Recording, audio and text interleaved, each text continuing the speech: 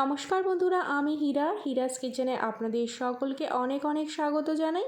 কাতলা মাছের আজকে একটি রেসিপি আমি বানাবো।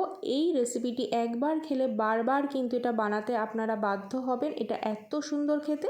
দই কাতলা কিংবা কাতলার কালিয়া তো অনেক খেয়েছেন, এই রেসিপিটা একবার বানানোর অনুরোধ রইল।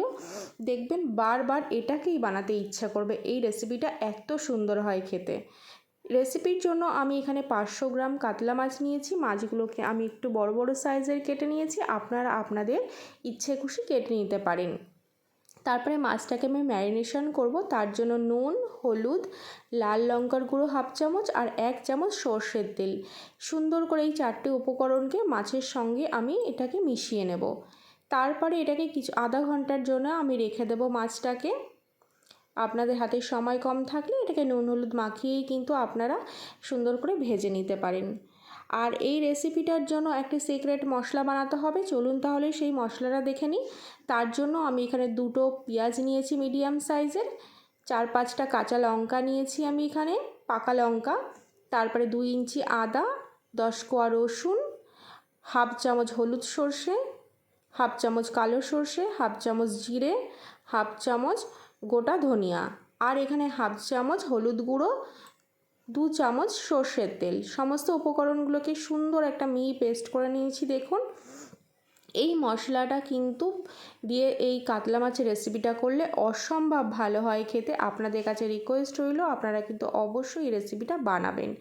তারপরে আমি সর্ষের তেল কড়াইতে গরম করে মাছগুলোকে সুন্দর লাল লাল করে ভেজে নেব।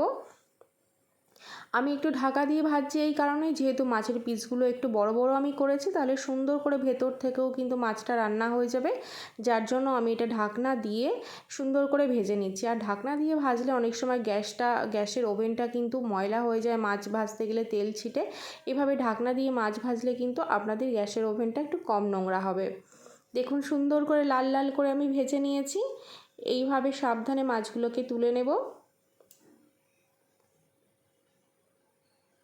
তারপরে যে তেলটা আমি রয়েছে মাছ ভাজা, সেই মাছ ভাজা তেল দিয়ে আমি কিন্তু রান্না করব। মাছ ভাজা তেলের মধ্যেই সামান্য একটু গোটা জিরা ফোড়ন দিয়ে দিলাম। আর এখানে আমি একটা বড় সাইজের টমেটোকে এইভাবে ছোট ছোট করে কেটে এটাকে তেলের ওপরে দিয়ে দেব। টমেটো যাতে নরম হয়ে যায় তার জন্য দিয়ে দিলাম লবণ। টমেটোটা নরম হয়ে গেলে আমি এখানে কাশ্মীরি লঙ্কার গুঁড়ো ব্যবহার করছি 1 চামচ, যাতে গ্রেভিতে সুন্দর কালার আসে।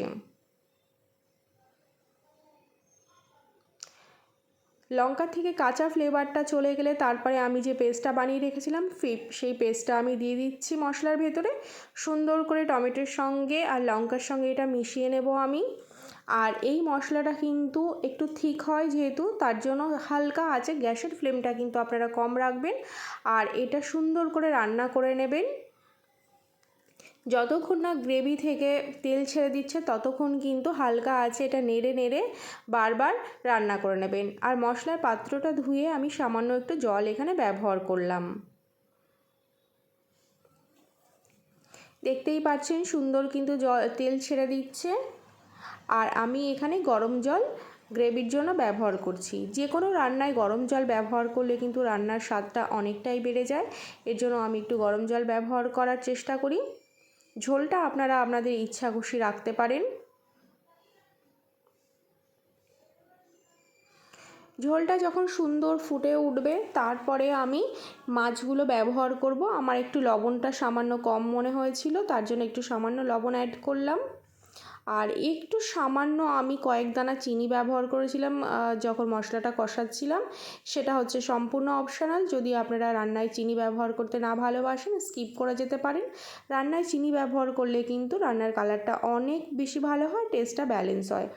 যখন আমার রান্নাটা কমপ্লিট হয়ে যাবে প্রায় লাস্টে আমি এখানে একটা টমেটো কেটে দিয়ে দেবো ওপর থেকে, আর 2টো কাঁচা লঙ্কা চিড়ে দিয়ে এটাকে আর 5 মিনিটের জন্য ঢাকনা দিয়ে আমি রেখে দিয়েছিলাম। দেখুন, রেডি হয়ে গেছে আমাদের কাতলা মাছের ঝোল। এই রেসিপিটা অবশ্যই একবার বানানোর অনুরোধ রইল। আর আমাকে কিন্তু কমেন্টের মাধ্যমে জানাতে ভুলবেন না যে রেসিপিটা কেমন লাগলো। নমস্কার বন্ধুরা, ভালো থাকবেন, সুস্থ থাকবেন। আর আমার চ্যানেলে যদি নতুন হন তাহলে অবশ্যই সাবস্ক্রাইব করতে ভুলবেন না।